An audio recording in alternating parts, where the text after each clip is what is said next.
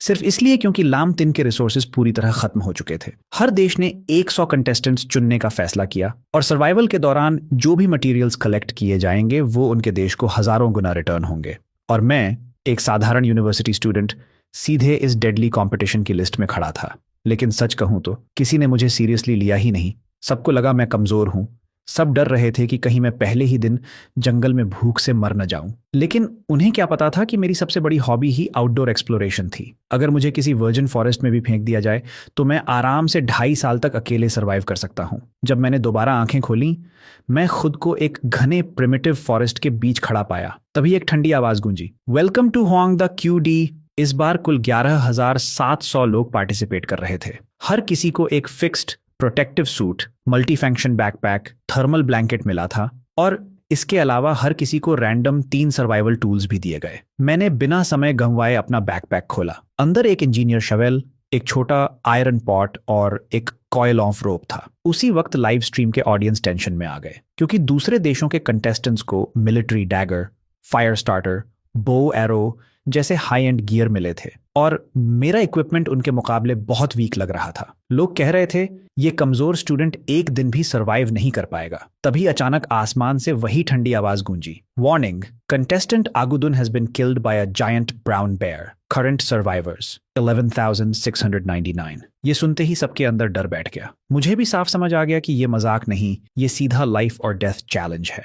लेकिन मैं शांत रहा। मैंने अपने आसपास का एनवायरनमेंट ऑब्जर्व किया। High humidity, loose soil, dense vegetation. ये क्लियरली एक टेम्परेट डिसिजुअस फॉरेस्ट था। सूरज की पोजीशन देखकर मैंने अंदाजा लगाया कि अभी लगभग सुबह के 10 बजे हैं। तभी अचानक मेरी आंखों के सामने सिस्टम इंटरफेस एक्टिवेट हो गया। Sign in system activated, survive 3 days to check in once, current location QYD wildlife forest, reward master level environmental perception। अगले ही पल एक अजीब सी पावर मेरे दिमाग में भर गई। हवा की दिशा, नमी, जानवरों के निशान, पौधों की ग्रोथ, हर चीज की इंफॉर्मेशन फ्लड की तरह मेरे सेंसेस में आने लगी। मुझे इंस्टेंटली पता चल गया कि 300 मीटर दूर एक साफ फ्रेश वाटर स्ट्रीम है जिसे सीधे पी सकते हैं। नॉर्थ वेस्ट में 700 मीटर दूर एक नेचुरल केव है जो शेल्टर के लिए परफेक्ट है। और ठीक सामने ब्राउन बेयर का फ्रेश डंग पड़ा था, मतलब आसपास डेंजरस प्रेडेटर मौजूद है। मैं मन ही मन मुस्कुराया। तो ये है मास्टर लेवल परसेप्शन। अब तो 3 दिन में 9 मील्स खाना भी मुश्किल नहीं होगा। दूसरी तरफ राजधानी में एक ह्यूज कॉन्फ्रेंस रूम में सर्वाइवल एक्सपर्ट्स लाइव ब्रॉडकास्ट देख रहे थे। कुछ कंटेस्टेंट्स के रूम्स में करोड़ों व्यूअर्स थे, लेकिन मेरे स्ट्रीम में सिर्फ 3 लाख लोग थे क्योंकि ज्यादातर लोग मुझे वीक समझकर इग्नोर कर रहे थे। तभी एक मिडिल एज्ड आदमी कमरे में घुसा। वो इमरजेंसी मैनेजमेंट मिनिस्टर ली जियानजुन था। उसने कहा, हमें तुरंत सुप्रीम कमांड सेंटर बनाना होगा। कंटेस्टेंट्स को टेक्निकल और साइकोलॉजिकल सपोर्ट देना जरूरी है क्योंकि रूल्स के अनुसार हम हर हफ्ते उन्हें 100 वर्ड्स का एक मैसेज भेज सकते हैं। उधर मैं ऑलरेडी 300 मीटर दूर उस स्ट्रीम की तरफ बढ़ चुका था। जैसे ही वो मेरी नजरों के सामने आई, मेरी आंखें चमक उठीं। पानी इतना साफ था कि जैसे क्रिस्टल हो और बीच बीच में सिल्वर फ्लैशेस दिख रहे थे, मतलब फिश मौजूद हैं। मैंने तुरंत डिसाइड किया कि पहले फूड प्रॉब्लम सॉल्व करता हूँ। मैंने बैकपैक से फिशिंग लाइन और हुक निकाला, एक मजबूत ब्रांच ढूंढकर उसे फिशिंग रॉड में बदला, फिर शवल से जमीन खोदकर मोटे अर्थवर्म्स निकाले। ये सब दिखने में आसान लग रहा था, लेकिन असल में इसमें स्किल चाहिए। कुछ ही देर में मैंने परफेक्ट स्पॉट ढूंढ लिया और लाइन पानी में डाल दी। और फिर सिर्फ 2.5 मिनट में समय धीरे धीरे बीत रहा था। 2.5 मिनट तक बिल्कुल कोई हलचल नहीं हुई और लाइव स्ट्रीम में लोग बेचैन होने लगे। अभी तक मछली क्यों नहीं फंसी? क्या यहाँ मछली है भी या नहीं? कमजोर यूनिवर्सिटी स्टूडेंट को तो फिशिंग भी नहीं आती। मैं ये सब सुन नहीं सकता था, लेकिन अगर सुनता भी मुझे फर्क नहीं पड़ता। तभी अचानक फिशिंग लाइन जोर से तन गई। मैंने तुरंत रॉड पकड़ ली और नीचे से एक जबरदस्त खिंचाव महसूस हुआ। ये छोटी मछली नहीं है, मैंने मन ही मन सोचा। ये कम से कम 2.5 किलोग्राम की थी। वो पानी में बेतहाशा छटपटा रही थी, खुद को हुक से छुड़ाने की कोशिश कर रही थी, लेकिन मेरा कंट्रोल पूरी तरह स्टेडी था। मैंने जोर से खींचने के बजाय उसे धीरे धीरे शैलो वाटर की तरफ गाइड किया और आखिरकार 2.5 मिनट बाद आधा मीटर लंबी एक बड़ी कार्प मेरे सामने देखने जमीन पर तड़प रही थी। तभी अचानक सिस्टम की ठंडी आवाज पूरी दुनिया में गूंज उठी। First resource acquired 10,000 fold, return activated, long, nation has received 10,000 wild carp. राजधानी के सेंट्रल स्क्वायर में आसमान से एक विशाल लाइट बीम उतरी और देखते ही देखते 10,000 मछलियां एक छोटे पहाड़ की तरह जमा हो गईं। हर एक करीब 2.5 किलोग्राम की। लाइव स्ट्रीम तुरंत एक्सप्लोड हो गया। कमेंट्स की बाढ़ आ गई। व्यूअर्स 3 लाख से सीधे 3 लाख तक पहुंच गए। वाओ, सच में 10,000 रिटर्न। ये तो ओपी है। ये कार्प कितनी मोटी है। ये बंदा असली आउटडोर एक्सपर्ट है। लेकिन मैं अभी भी अनअवेयर था कि मेरी एक मछली ने दुनिया में कितना हंगामा मचा दिया है। मैंने दोबारा लाइन फेंकी और 10 मिनट भी नहीं हुए थे कि दूसरी मछली फंस गई। इस बार ग्रास कार्प और भी बड़ी, लेकिन इस बार सिस्टम ट्रिगर नहीं हुआ। फिर तीसरी मछली, फिर भी नहीं। तभी सिस्टम की आवाज फिर गूंजी। कंटेस्टेंट मत्सुशिता तेजुका फ्रॉम ओआ nation acquired 3 poisonous mushrooms. Reward 30,000 poisonous mushrooms. लोग हंस पड़े। ये तो कर्मा है, क्या बदकिस्मती है। फिर contestant Raju from atom nation acquired 50,000 millilitre cow dung liquid, reward 5 lakh millilitre cow dung liquid, और contestant Kim Doan Dieu from Bangtu Nation acquired 2 rotten fish, reward 20,000 rotten fish।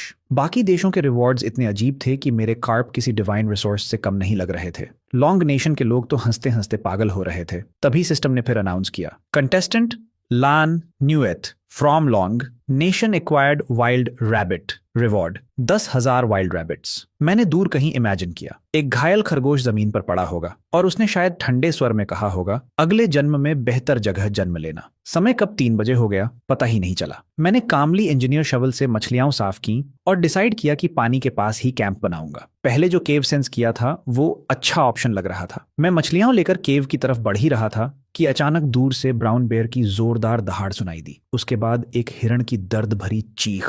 तो ये सच में यही है। मैं तुरंत रुक गया।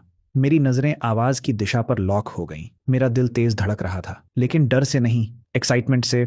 अगर यहाँ क्लीन वाटर है, फिश रिसोर्सेज अबंडेंट हैं, वेजिटेशन रिच है, और अगर केव सेफ हुआ तो डरना उस भालू को चाहिए, मुझे नहीं। पिछले जीवन में मैं कई बार बड़े जंगली जानवरों, वोल्व्स, वाइल्ड बियर्स, यहाँ तक कि टाइगर्स से टकरा चुका था। मैंने हमेशा सीखा था कि ब्रूट फोर्स नहीं, सही मेथड और टाइमिंग ही असली ताकत है। 2 मिनट तक ऑब्जर्व करने के बाद मैंने ऑपोजिट डायरेक्शन में जाना सही समझा। अभी सीधे टकराना बेवकूफी होती। रास्ते में मैं झुक झुक कर सूखी लकड़ियां उठाता जा रहा था। करीब 800 मीटर का रास्ता तय करने में मुझे 10 से ज्यादा मिनट लगे, क्योंकि मैं हर कदम पर सराउंडिंग्स एनालाइज कर रहा था। मेरा मास्टर लेवल परसेप्शन मेरे दिमाग को एक रडार की तरह बना चुका था। हर यूजफुल जानकारी खुद ब खुद मिल रही थी। आखिरकार वो केव मेरे सामने था। हवा और बारिश से बचने के लिए ठीक था, लेकिन स्पेस काफी छोटा था। मैंने हल्की नाराजगी में कहा, ये जगह थोड़ी छोटी है, बस काम चलाना पड़ेगा। मैंने बैकपैक एक कोने में रखा और तुरंत फायर प्रिपरेशन शुरू कर दी। सूखे पत्ते और लकड़ियां इकट्ठा की, 2 लकड़ी के टुकड़े चुने, एक ड्रिल बोर्ड और एक ड्रिल स्टिक। फिर दोनों हाथों से तेजी से रगड़ना शुरू किया। मेरे लिए ये बिल्कुल आसान था। आखिर 2.5 साल का आउटडोर एक्सपीरियंस था। 2.5 मिनट बाद हल्का धुआं उठने लगा और थोड़ी ही देर में आग जल उठी। परफेक्ट, मैंने मन ही मन कहा। फिर तीनों मछलियों को लकड़ी में फंसाकर आग पर रोस्ट करने लगा। 10 मिनट बाद बाहर से क्रिस्पी, अंदर से जूसी डिनर तैयार था। और उसी वक्त बाकी देशों के कंटेस्टेंट्स अभी भी जंगल में इधर उधर भटकते हुए जंगली फल ढूंढ रहे थे, जबकि मैं पहले दिन ही फीस्ट करने वाला था। मैं सिर्फ मछली खाकर ही नहीं रुका, मैंने साथ में एक पूरा बर्तन पानी भी उबाल लिया। जैसे ही मैं पेट सहलाते हुए सेटिस्फाइड महसूस कर रहा था, तभी मेरा मास्टर लेवल एनवायरमेंटल परसेप्शन अचानक एक्टिवेट हुआ और एक नई इंफॉर्मेशन मिली। गुफा के पास एक खास तरह का हर्ब मौजूद है जो सिर्फ चाय बनाने के काम ही नहीं आता, बल्कि उसमें यांग बूस्टिंग इफेक्ट भी है। मैं चौंक गया, ऐसी भी कोई चीज है यहाँ। मैंने तुरंत हाथ में पकड़ी मछली नीचे रखी और आसपास सर्च करना शुरू किया। सच में एक चट्टान के पास मुझे कुछ पतली लंबी हरी घास के गुच्छे दिखाई दिए। ये लॉन्ग टू ग्रास है। आखिरकार मैंने कुल 10 पौधे इकट्ठा कर लिए। तभी सिस्टम की आवाज गूंजी, rare resource detected, long nation has received 1 lakh long to grass. पूरी दुनिया 3 सेकंड के लिए चुप हो गई और फिर अचानक एक्सप्लोजन। क्या सच में यांग बूस्ट करता है? ये तो नेशनल बेनिफिट दे रहा है, आज ही ट्राई करेंगे। मैं ये सब जाने बिना बस कैजुअली उस ग्रास को अपने आयरन पॉट में डालकर उबालने लगा। तुरंत ही एक हल्की फ्रेश खुशबू फैल गई। एक बाइट मछली का, एक सिप लॉन्ग टू टी का। ये तो सच में परफेक्ट कॉम्बो है। मैंने 2 मछलियां खाकर पेट लगभग 80% भर लिया। एक मछली अगले दिन के लिए बचा ली। रात गहरी हो चुकी थी। यहाँ कोई लाइट पोल्यूशन नहीं था। ऊपर देखा तो पूरा मिल्की वे साफ दिख रहा था। तभी मैंने डेटा पैनल देखा। Global death count 127। पहले दिन ही इतने लोग? मैंने हल्का सा सोचा। उम्मीद है लॉन्ग नेशन के लोग टिक पाएंगे। फिर मैंने आग में और लकड़ियां डाली और fishing line of metal rod से एक सिंपल अलार्म सिस्टम बना लिया। लोग लाइव स्ट्रीम में हैरान थे, ये तो पूरा प्रोफेशनल है। बाकी लोग कांप रहे हैं और ये जिंदगी एंजॉय कर रहा है। सब तैयार करके मैंने शवल को कसकर पकड़ा और सो गया। अगली सुबह सूरज की पहली किरण मेरे चेहरे पर पड़ी। मैंने खिंचाव लिया और सोचा आज क्या प्लान होना चाहिए। मैंने फिर परसेप्शन एक्टिवेट किया। इस बार जानकारी मिली, साउथ वेस्ट में करीब 2 किलोमीटर दूर एक वाइल्ड चिकन नेस्ट है।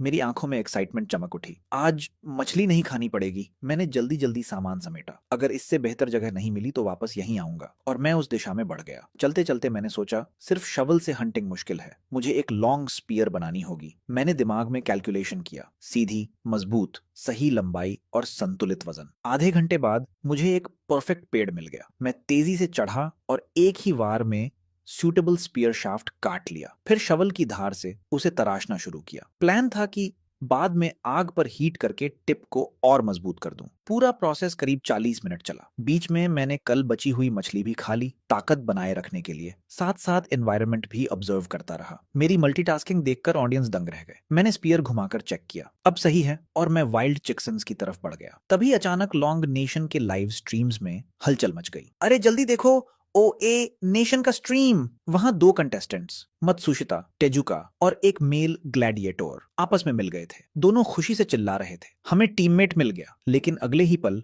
अरबों व्यूअर्स के सामने वो एक दूसरे को गले लगाकर कुछ और करने लगे, और फिर स्ट्रीम बंद हो गया। सिस्टम ने अनाउंस किया, contestant has paused live broadcast, daily limit 2.5 hours.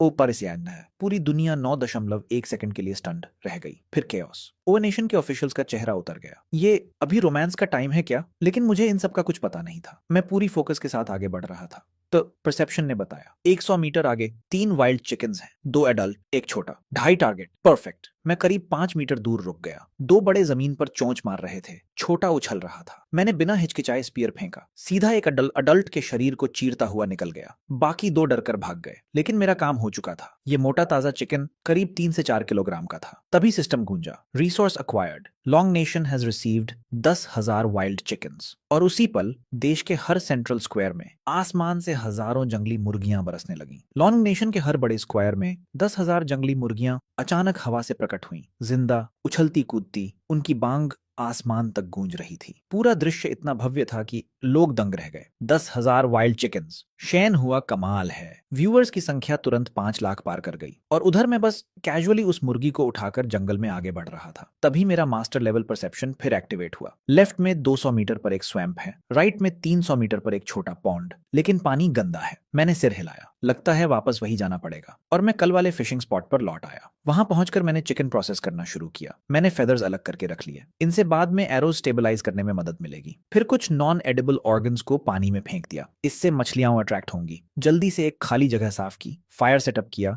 और साथ साथ फिशिंग और रोस्टिंग दोनों शुरू कर दिए। बैट की वजह से अगले आधे घंटे में मैंने काफी मछलियां पकड़ ली। तभी सिस्टम अनाउंस हुआ, resource acquired, long nation has received 30,000 mix fresh water fish. Viewers सीधे 8 मिलियन पार। मैं आराम से रोस्टेड चिकन खाता रहा और बाकी मछलियां साफ करके रोस्ट के लिए तैयार करता गया। आज तो फीस्ट है। तभी अचानक सिस्टम से एक और अपडेट आया, long nation contestant acquired 50 wild kiwi, reward 5 lakh wild kiwi. लेकिन अगले ही पल खबर आई, Leeming has died due to wild beast attack. मेरा हाथ एक पल के लिए रुक गया। तो ये सच में इतना खतरनाक है? दिल थोड़ा भारी हो गया। जंगल में एक छोटी सी गलती भी जान ले सकती है। लीमिंग की मौत मेरे लिए वार्निंग थी। मैंने तुरंत खाना बंद किया, बचा हुआ सामान बैकपैक में डाला, आग बुझाई और शवल कसकर पकड़कर जंगल के अंदर गहराई में बढ़ गया। लाइव स्ट्रीम में लोग कह रहे थे शायद इसका मूड खराब हो गया है, लेकिन सर्वाइवल एक्सपर्ट चेन ये बोला, नहीं, ये अब पहले से ज्यादा अलर्ट है। और सच में मेरा दिमाग पहले से ज्यादा क्लियर था। मुझे एक बो चाहिए, एक पावरफुल बो। मैं 2 से 3 किलोमीटर चला ही था कि परसेप्शन ने स्ट्रॉन्ग सिग्नल दिया। 300 मीटर आगे हाई क्वालिटी बैम्बू फॉरेस्ट। मेरी आंखों में चमक आ गई। बैम्बू, कुकिंग, फूड और सबसे इंपॉर्टेंट बो मटेरियल। मैं तुरंत तेज कदमों से आगे बढ़ा। कुछ ही देर में डेंस बैम्बू फॉरेस्ट मेरे सामने था। मैंने क्वालिटी चेक की, सब 3 साल पुराने मैच्योर बैम्बू हैं। फ्लेक्सिबिलिटी और टफनेस टॉप टियर। मैंने ठुड्डी सहलाई। बो बॉडी तो मिल गया, लेकिन बो स्ट्रिंग, मैंने सोचा फिशिंग लाइन ज्यादा यूज नहीं झेल पाएगी। फिर दिमाग में आइडिया आया, मलबेरी ट्री बार्क, सोक, पाउंड, ड्राई, फिर फाइबर्स बनाकर ट्विस्ट करेंगे। Perfect bowstring. इस दुनिया के प्लांट्स लामतिंग जैसे ही हैं तो मलबेरी मिलने की संभावना भी है। डिसीजन लेते ही मैंने शवल उठाया और एक एक करके बैम्बू काटना शुरू किया। पहला, दूसरा, तीसरा, क्योंकि मुझे सिर्फ एक बो नहीं बल्कि एरोज और डिफेंसिव ट्रैप्स भी बनाने थे। तभी सिस्टम गूंजा, large strategic resource acquired, long nation has received 50,000 mature bamboo. और साउथ वेस्ट माउंटेन्स में देखते ही देखते बैम्बू का समंदर उगाया। एक्सपर्ट चेन ये ने कहा, शायद आप लोग नहीं समझ रहे, लेकिन मेरा अनुमान है ये लड़का बो और एरोज बना रहा है। ये खुद को जंगल का किंग बनाने की तैयारी कर रहा है। उधर मैं बैम्बू को बांधकर एक बड़ा बंडल बना चुका था। मैंने गहरी सांस ली और भारी वजन कंधे पर उठा लिया। फिर धीरे धीरे अपने शेल्टर की तरफ लौटने लगा। रास्ते में मैं ट्रैप्स की प्लानिंग कर रहा था। तभी अचानक दूर पहाड़ों से वही खौफनाक ब्राउन बेयर की दहाड़ फिर गूंजी। फिर वही साउंड वेव्स जैसे सीधा मेरी तरफ आ रही थी। लाइव स्ट्रीम में पैनिक, ये बहुत पास है, अगर रास्ता कट गया तो खत्म। लेकिन मैं बस एक पल के लिए रुका, धीरे से मुड़ा, कान लगाकर आवाज की दिशा सुनी। सीधा भिड़ना बेवकूफी है, मैंने ठंडे दिमाग से सोचा, लेकिन अगर इसे सही तरीके से हैंडल किया जाए। मेरी आंखों में हल्की चमक आई। Bear hide, top tier armour, bear gall, medicine और सैकड़ों किलो मीट। मेरा ग्रिप शवल पर परश और मजबूत हो गया। ये सिर्फ खतरा नहीं है, ये रिसोर्स है। मेरे लिए वो भालू साफ तौर पर एक चलता फिरता रिसोर्स ट्रेजर था। लेकिन मैंने अभी बिना देर किए बैम्बू का भारी बंडल उठाया और शेल्टर की तरफ लौट पड़ा। वहां पहुंचते ही बिना एक पल आराम किए मैंने उन विशाल बैम्बू को प्रोसेस करना शुरू कर दिया। मैंने इंजीनियर शवल उठाया और तेजी से काट छांट करते हुए एक के बाद एक शार्प बैम्बू स्टेक्स बनाता गया। कुछ ही देर में मैंने 10 से 12 नुकीले स्टेक्स तैयार कर लिए। ये हंटिंग के सबसे डेडली ट्रैप्स में से एक होते हैं। लाइव स्ट्रीम में लोग सिहर उठे, हे भगवान, ये क्या करने वाला है? इतने सारे स्पाइक्स, कहीं ये भालू के लिए तो नहीं? मैंने उन स्टेक्स को रोप से कसकर बांधा, बची हुई रोस्टेड फिश और चिकन को बड़े पत्तों में लपेटा, शवल उठाया और फिर चुपचाप जंगल के अंदर घुस गया। मैंने धीमे से बुदबुदाया, ब्राउन बेयर, तेरे अच्छे दिन खत्म। तभी मेरी नाक में एक तेज सड़ी हुई गंध आई, खून और पेशाब की मिली जुली बदबू। मैंने आगे देखा, फ्रेश बियर डंग। मैं तुरंत अलर्ट हो गया, आसपास ध्यान से चेक किया, सब सेफ था। मैंने शवेल उठाया और खुदाई शुरू कर दी। पूरे 2.5 घंटे बाद एक ट्रैप तैयार था, लगभग 2.5 मीटर चौड़ा और 2 मीटर गहरा। फिर मैंने एक एक करके सारे शार्पेंड बैम्बू स्टेक नीचे कीचड़ में गाड़ दिए। मैं हल्का सा मुस्कुराया, ये तेरे लिए खास तैयार किया है। फिर ब्रांचेस और सूखे पत्तों से उसे कैमोफ्लाज कर दिया। ऊपर से बिल्कुल नॉर्मल जमीन लग रही थी, लेकिन नीचे मौत छुपी थी। सूरज ढलने लगा था। मैं वेस्ट की तरफ गया, पानी भरा, कुछ लकड़ियां उठाई और केव लौट आया। रात को चिकन का एक टुकड़ा और लॉन्ग टू टी का एक घूंट लेते हुए मैं थोड़ा रिलैक्स हुआ। लेकिन मैंने महसूस किया, खाना चाहे कितना भी अच्छा हो, बिना नमक के स्वाद अधूरा है। दिन भर ट्रैप खोदने से मेरा शरीर थक चुका था, मसल्स में दर्द था, एनर्जी भी पहले जैसी नहीं थी। कल मुझे सॉल्ट ढूंढना ही पड़ेगा। खाना खत्म करके भी मैं नहीं रुका। मैं बैम्बू को और तराशता रहा। तभी अचानक आसमान गरजा और मोटी मोटी बारिश की बूंदें गिरने लगीं। लेकिन मैं केव के अंदर सेफ था। एक और सिंपल अलार्म सिस्टम बनाकर मैं आराम से सो गया। अगली सुबह उठते ही मेरा पहला काम था ट्रैप चेक करना। जैसे ही मैंने सामान उठाया, एक ठंडी मैकेनिकल आवाज गूंजी। गेम इंटेंसिटी बढ़ाने के लिए पूरे मैप में 1000 सप्लाई क्रेट्स ड्रॉप किए गए हैं, जिनमें फूड, वाटर, मेडिकल किट्स और इवन गन्स भी हैं। मैं हल्का सा चौंका। गन्स भी? लोग पैनिक हो रहे थे। ये सर्वाइवल है या पबजी? अब तो लोग एक दूसरे को मारेंगे। लेकिन मैंने बस हल्का सा भौहें सिकोड़कर ट्रैप की तरफ चलना जारी रखा। करीब आधे घंटे बाद मैं ट्रैप के पास पहुंचा। दूर से ही खून की हल्की गंध आई। मेरा दिल थोड़ा तेज धड़का। क्या वो भालू है? मैंने स्पीयर कसकर पकड़ा और धीरे धीरे आगे बढ़ा। ऊपर से सब बिखरा हुआ था। मैं झट से आगे बढ़ा और नीचे झांका। भालू नहीं, नीचे एक मस्क डियर फंसा हुआ था। शायद रात की बारिश में रास्ता भटक गया और ट्रैप में गिर गया। हालांकि ये भालू नहीं था, लेकिन इसका साइज कम नहीं था, कम से कम 200 से 300 किलो। तभी सिस्टम गूंजा, resource acquired, long nation has received 10,000 musk deer. पूरे देश में हड़कंप मच गया। राजधानी के स्क्वायर में हजारों हिरण प्रकट हो गए, ताकतवर, जिंदा, हर तरफ दौड़ते हुए। लोग खुशी से चिल्ला उठे और मैं बस शांत खड़ा ट्रैप के किनारे देख रहा था। फिर मैं नीचे कूद गया। नाइफ जैसा शार्प शवल इस्तेमाल करते हुए मैंने पहला वार गर्दन की आर्टरी पर किया, खून निकालने के लिए। फिर बिना समय गंवाए मैं तेजी से उसका प्रोसेसिंग करने लगा। कुछ ही पलों में 300 किलो का जानवर 7 से 8 हिस्सों में बदल चुका था। मैंने सबसे फैटी मीट, एक लिवर पीस केयरफुली पैक किया और सबसे भारी हाइंड लेग कंधे पर उठा लिया। मुझे जल्दी सब मीट केव तक ले जाना होगा, नहीं तो दूसरे जानवर अट्रैक्ट हो जाएंगे। मैं बिना रुके ऊपर चढ़ा और सिर्फ 10 मिनट में केव पहुंच गया। भारी मीट का बोझ अब मेरे कंधों पर था, लेकिन ये सिर्फ शुरुआत थी। बाकी बचा हुआ मीट भी मुझे जल्दी से केव तक ले जाना था। लेकिन उसी वक्त ट्रैप से 100 मीटर भी दूर नहीं, झाड़ियों के पीछे से एक विशाल ब्राउन बेयर ने सिर बाहर निकाला। उसका खड़ा होना ही 3 मीटर से ज्यादा ऊंचा था। पूरे शरीर के बाल लोहे की सुइयों की तरह खड़े थे और सबसे डरावनी चीज, उसकी आंखें, जिनमें जरा सा भी इमोशन नहीं था। वो बस मुझे दूर जाते हुए घूर रहा था। उसके भारी पंजे जमीन को बेचैनी से खरोंच रहे थे। 20 मिनट बाद जब मैं फिर से ट्रैप के पास लौटा, मैंने जमीन पर ताजे बियर फुटप्रिंट्स देखे। एक ठंडी सिहरन सीधे सिर तक दौड़ गई। ये अभी यहीं था, शायद अभी भी पास में है। मेरे अंदर गुस्सा उबलने लगा। मेरी चीज छीनने की हिम्मत। मेरी आंखों में अब ठंडी किलिंग इंटेंट भर चुकी थी। मैं वापस केव आया। डियर लेग वहीं ठंडी चट्टान पर पड़ा था, लेकिन अब मुझे भूख नहीं थी। जितना सोचता उतना गुस्सा बढ़ता। पीछे हटने से सिर्फ नुकसान होता है। और बिना पीछे देखे मैं फिर जंगल की तरफ निकल गया। इस बार मैंने एक नई दिशा पकड़ी, अनएक्सप्लोर्ड एरिया। करीब 1 किलोमीटर चलने के बाद मैं अचानक रुक गया। लेफ्ट में 50 मीटर पर कुछ मूवमेंट ध्यान से देखा। Mulberry tree. मेरी आंखों में चमक आ गई। वो बॉडी है, एरोज होंगे। अब बो स्ट्रिंग भी मिल गई। मैंने तुरंत शवल निकाला और सावधानी से बार्क निकालना शुरू किया। करीब 12 बंडल्स कलेक्ट कर लिए। अब वापस जाकर स्ट्रिंग बना सकता हूँ। सेटिस्फाइड होकर मैं बैकपैक पहनने ही वाला था कि अचानक किसी ने मेरे राइट शोल्डर पर हल्का सा थपथपाया। वो टच अजीब था, हल्का, गर्म। ये क्या? ऑलमोस्ट रिफ्लेक्स में मैंने शवेल पीछे घुमा दिया, लेकिन पीछे कुछ नहीं था। अगले ही पल ऊपर पेड़ से मंकी की आवाज आई। मैंने देखा, एक बंदर टहनी से लटक रहा था, दांत दिखाकर हंस रहा था और मेरा बैकपैक छीनने की कोशिश कर रहा था। इस बार मेरा गुस्सा फट पड़ा। पहले भालू, अब बंदर भी। मैंने बिना दया के शवल कसकर पकड़ा। कुछ ही सेकंड में जंगल में उसकी दर्दनाक चीख गूंज उठी। मैंने उसकी लाश की तरफ देखा भी नहीं। ये मेरे काम का नहीं। उसी समय लाइव स्ट्रीम में फिर हंगामा मच गया। एक कंटेस्टेंट कुमार को सप्लाई क्रेट मिला था। उसके पास फूड, मेड किट और एक बड़ा लिजर्ड भी था। लेकिन उसने जो किया उससे पूरी दुनिया शॉक में चली गई।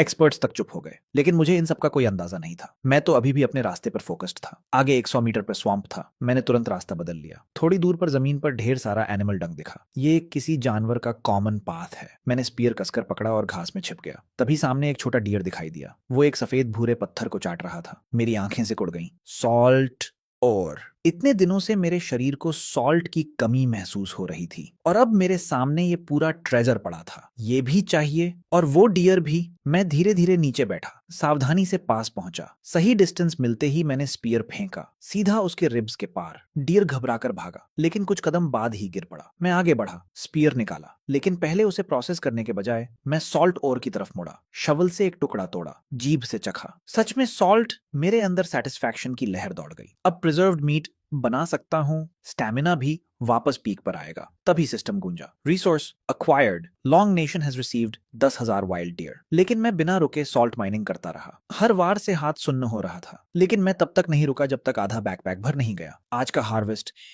40 से 50 किलो का डियर और 20 किलो से ज्यादा रॉ सॉल्ट। वापसी का रास्ता अब हल्का लग रहा था। और तभी सिस्टम इंटरफेस अचानक मेरे सामने चमक उठा। खून लाल रंग में चमक उठा। कंटेस्टेंट जैक फ्रॉम डेंथअप nation has eliminated contestant Pedro. मैं एक पल के लिए ठिठक गया। तो अब लोग एक दूसरे को मार भी रहे हैं, मार भी रहे हैं। जैक, एक farmer elite special forces member, जंगल वॉरफेयर और असैसिनेशन में माहिर। उसके लिए ये जंगल सर्वाइवल नहीं, हंटिंग ग्राउंड था। उसी पल मुझे समझ आ गया, अब इस गेम की नेचर बदल चुकी है। यहाँ हर इंसान या तो हंटर है या प्रे। मैं चुपचाप केव लौटा, एक सॉल्ट ओर का टुकड़ा सपाट पत्थर पर रखा और दूसरे पत्थर से उसे तोड़ना शुरू किया। धीरे धीरे वो छोटे छोटे दानों में बदल गया। मेरा गोल क्लियर था, रिफाइन करना, ताकि टेस्ट बेहतर हो और हार्मफुल मेटल्स निकल जाएं। मैंने वाटर और सॉल्ट का रेशियो लगभग 10:3 रखा, फिर आयरन पॉट में डालकर हीट किया और लगातार हिलाता रहा। डिसॉल्व होने के बाद मैंने बैकपैक से एक खाली बैम्बू ट्यूब निकाली। उसमें पहले फाइन सैंड डाला, फिर फायर के पास रखकर चारकोल लेयर बनाई। एक सिंपल फिल्टर तैयार हो गया। फिर मैंने ब्राइन को धीरे धीरे उस फिल्टर से गुजारा। ये प्रोसेस मैंने 3 बार रिपीट किया। उसके बाद साफ ब्राइन को फिर से पॉट में डालकर एवेपोरेट करने लगा। धीरे धीरे पानी उड़ता गया और नीचे सफेद क्रिस्टल्स बनने लगे। पूरा प्रोसेस लगभग 2 घंटे चला। जब पॉट के बॉटम में प्योर व्हाइट सॉल्ट की लेयर बनी, लाइव स्ट्रीम फट पड़ा। ये तो मार्केट सॉल्ट से भी ज्यादा क्लीन, है, ये बंदा जीनियस है। लेकिन मैं बस कामली काम करता रहा। फिर मैंने वही प्रोसेस 2 बार और दोहराया, जब तक बैम्बू ट्यूब पूरी सॉल्ट से भर नहीं गई। तभी मेरा पेट जोर से गुड़गुड़ाया। अब खाने का टाइम है। मैंने आज का डियर लेग निकाला, शवल से कुछ कट्स लगाए और ऊपर से रिफाइंड सॉल्ट छिड़क दिया। आधे घंटे बाद जब वो रोस्ट होकर तैयार हुआ, मैंने एक बाइट लिया और सिर हिलाया। अब टेस्ट आया। पेट भरने के बाद भी मैंने आराम नहीं किया। मैंने मलबेरी बार्क से बो स्ट्रिंग बनाना शुरू किया, फाइबर्स को पतला करके ट्विस्ट किया, फिर बैम्बू से बो बॉडी बनाया। कुछ ही देर में एक परफेक्टली बैलेंस्ड बैम्बू बो मेरे हाथ में था। फिर पतले बैम्बू से एरोज बनाए और चिकन फेदर्स से फ्लेचिंग की। अब पूरा सेटअप तैयार है। मैंने बो को कसकर पकड़ा। अब उस मांस चुराने वाले भालू से हिसाब बराबर होगा। अगली सुबह सूरज की रोशनी केव में घुसी। मैंने सोचा आज तीसरा दिन है, सिस्टम क्या देगा। तभी इंटरफेस आया, 3 days survival complete, do you want to sign in. मैंने मन ही मन कहा साइन इन और तुरंत मैंने लाइव स्ट्रीम बंद कर दिया। जो भी मिलेगा ऑडियंस को नहीं दिखना चाहिए। जैसे ही स्क्रीन काली हुई, करोड़ों लोग पैनिक में आ गए। एक्सपर्ट्स गेस कर रहे थे और तभी sign in successful, reward Desert Eagle handgun plus add 30 bullets. मैं एक पल के लिए चुप रह गया। अब ये तो पूरी गेम बदल देगा। मेरे पास ऑलरेडी बो था, लेकिन ये गन मुझे सीधे मॉडर्न वॉरफेयर में ले आई थी। मैंने तुरंत गन और मैगजीन बैकपैक के सबसे अंदर छुपा दिए। इसका एक्सप्लेनेशन देना इम्पॉसिबल है। फिर मैंने लाइव स्ट्रीम वापस ऑन किया। लेफ्ट हैंड में बैम्बू बो और एरोज, राइट हैंड में शार्पेंड स्पीयर। फुली आर्म्ड होकर मैं केव से बाहर निकला। ऑडियंस शॉक में, ये भालू की तरफ जा रहा है, ये पागलपन है। एक्सपर्ट चैन ये भी सीरियस हो गया। अगर वाइटल स्पॉट हिट नहीं हुआ तो ये सुसाइड हो सकता है। लेकिन मैं असामान्य रूप से शांत था। मैं उसी ट्रैप के पास पहुंचा जिसे भालू ने पहले डिस्ट्रॉय किया था। मिट्टी अभी भी ढीली थी और वहां साफ साफ उसके भारी पंजों के निशान अभी भी मौजूद थे। मैंने उन विशाल भालू के ताजा फुटप्रिंट्स को देखा, लेकिन मैं तुरंत एक्शन लेने के बजाय शांत रहा। मैंने धीरे धीरे ट्रैप को फिर से तैयार करना शुरू किया। कल लगाए हुए सारे बैम्बू स्पाइक्स को फिर से मजबूती से गाड़ा, ऊपर से ढीली मिट्टी और सूखे पत्तों से उसे इतनी सफाई से कैमोफ्लाज किया कि कोई भी पहचान न सके। फिर मैंने खून से सना डियर मीट उस ट्रैप के ऊपर फेंक दिया। सब कुछ तैयार करके मैंने एक बड़ा पेड़ चुना जहां से साफ व्यू मिल रहा था और चुपचाप उस पर चढ़ गया। मैंने बो स्ट्रिंग खींची, एरो सीधा नीचे ट्रैप पर एम किया। अब सब कुछ सेट था। मैं पूरी तरह एनवायरनमेंट में घुल गया, सांस तक रोके हुए बस इंतजार कर रहा था। आजा, तेरा लंच तैयार है। समय धीरे धीरे बीत रहा था, लेकिन मैं जरा भी नहीं हिला। बोर्डम से बचने के लिए मैंने सिस्टम पैनल खोला। नई अपडेट्स सामने आई। डैनथप नेशन का ब्रूस सप्लाई क्रेट खोल चुका है। उसे कंपाउंड क्रॉसबो मिला है। अतम नेशन का लाजी पॉइजनस प्लांट खाकर मर गया। लॉन्ग नेशन का वांग शिन आयरन और ढूंढ चुका है। मैंने मन ही मन सोचा, वुडन वेपन्स से काम नहीं चलेगा, आयरन वेपन ही फ्यूचर है। लेकिन पहले इस भालू को खत्म करना होगा, फिर सप्लाई क्रेट ढूंढूंगा ताकि गन का सोर्स जस्टिफाई कर सकूं। उसी वक्त जंगल के किसी और हिस्से में एक और शैडो तेजी से पेड़ों के बीच मूव कर रही थी। वो थी लन न्गुएट। उसकी लाइव स्ट्रीम भी पीक पर थी। अचानक वो रुकी, जमीन से एक कटे हुए बैम्बू का टुकड़ा उठाया, ध्यान से जांचा। फिर उसकी नजर दूर एक केव पर गई। वो सीधे अंदर नहीं गई, बल्कि पहले आसपास स्काउटिंग करने लगी। जल्दी ही उसे कई सर्वाइवल ट्रेसेस मिले, कटे हुए पेड़, खून के निशान, फायर के अवशेष, सॉल्ट फ्रैगमेंट। उसके दिमाग में एक क्लियर पिक्चर बन गई। यहाँ कोई बहुत एक्सपीरियंस्ड और स्किल्ड इंसान रहता है। कमांड सेंटर में सब खड़े हो गए। अगर ये दोनों मिल गए तो गेम बदल जाएगा। ससे। लेकिन लनगुएत ने 5 मिनट ऑब्जर्व करने के बाद पीछे हटना चुना। अगर ये एनिमी हुआ तो वो दूसरे सर्वाइवर्स को ढूंढने निकल गई। उधर मैं पेड़ पर बैठे बैठे पूरे 4 घंटे इंतजार कर चुका था। तभी अचानक सरसर पत्तों के रगड़ने की आवाज आई। मेरी आंखें एकदम खुल गईं और मैंने देखा, वो आया, एक विशाल ब्राउन बेयर, मेरी कल्पना से भी बड़ा। खड़ा होता तो 3 मीटर से ऊपर। लाइव स्ट्रीम फट पड़ा। भाग जाओ, ये इम्पॉसिबल है। एक्सपर्ट चेन्ये का चेहरा भी सख्त हो गया। अब सब ट्रैप पर डिपेंड है। भालू धीरे धीरे ट्रैप के पास आया। उसने नीचे पड़े मीट को देखा, लेकिन सीधे नहीं कूदा। वो उसके चारों तरफ घूमने लगा, बार बार सूंघता, जैसे उसे डेंजर का एहसास हो। हर सेकंड के साथ मेरा दिल गले तक आ रहा था। मेरा एरो उसकी आंख पर लॉक था। मैं बस सही मोमेंट का इंतजार कर रहा था, या तो वो ट्रैप में कदम रखे या कोई ओपनिंग दे। उसने ट्रैप के चारों तरफ 3 चक्कर लगाए और फिर जो हुआ, उसने मुझे और करोड़ों व्यूअर्स को शॉक कर दिया। वो भालू अचानक आक्रामक नहीं हुआ। उसने धीरे धीरे ट्रैप के किनारे आकर बिल्कुल इंसान की तरह अपना शरीर कंट्रोल करते हुए सावधानी से नीचे उतरना शुरू किया। उसका विशाल शरीर बैम्बू स्पाइक्स को परफेक्टली अवॉइड करता हुआ नीचे पहुंचा। कैमोफ्लाज टूट गया, मीट भी नीचे गिर गया, लेकिन वो बिना चोट खाए ट्रैप के अंदर पहुंच गया और आराम से अपना खाना उठाने लगा। मैं अंदर से सन्न रह गया। ये भालू है या कुछ और? उस भालू की इंटेलिजेंस देखकर पूरा लॉन्ग नेशन का लाइव स्ट्रीम लिटरली फट पड़ा। ये भालू है या मॉन्स्टर? ये तो इंसानों से भी स्मार्ट है। पेड़ पर बैठे हुए मेरे हाथ की नसें उभर आई थीं। मैंने हर पॉसिबिलिटी कैलकुलेट की थी, लेकिन ये मैंने सोचा ही नहीं था। नीचे ट्रैप में वो विशाल भालू आराम से डियर मीट मुंह में दबाए बाहर निकलने ही वाला था। लाखों लोगों की सांसें अटक गई थीं। यही मौका है। मेरे होंठों पर एक ठंडी मुस्कान आई जैसे ही उसका सिर ट्रैप के किनारे से बाहर निकला। स्विश! मेरा एरो हवा चीरता हुआ गया, सीधा उसके माथे पर लगा। एम बिल्कुल परफेक्ट था, लेकिन बैम्बू बो और डियर बोन एरो उसकी मोटी खोपड़ी को भेद नहीं पाए। फिर भी इम्पैक्ट इतना जोरदार था कि उसका संतुलन बिगड़ गया। वो आधा बाहर निकल चुका था, तभी दर्द से कराहता हुआ पीछे गिर पड़ा और अगले ही पल छपाक उसका शरीर उन डेडली बैम्बू स्पाइक्स पर जा गिरा। मांस चीरने की आवाजें गूंज उठीं। उसके बाद उसकी दहाड़ इतनी भयानक कि पूरा जंगल कांप उठा। पक्षी डरकर उड़ गए और मैं पेड़ पर खड़ा, माथे पर पसीना, लेकिन फोकस एक सेकंड भी नहीं टूटा। मैंने तुरंत दूसरा एरो निकाला। अगर ये फिर ऊपर आया तो खत्म। नीचे ट्रैप में वो पागलों की तरह तड़प रहा था। उसके पंजे मिट्टी उछाल रहे थे। कुछ ही सेकंड में धूल का गुबार उठ गया और मेरा व्यू ब्लॉक हो गया। ये भी स्मार्ट है। मैंने सांस रोककर नीचे की आवाजें सुनी। धीरे धीरे उसकी हरकत बदल गई। अब वो मिट्टी खुरच कर ऊपर चढ़ने की कोशिश कर रहा था। मैंने बो और टाइट खींचा।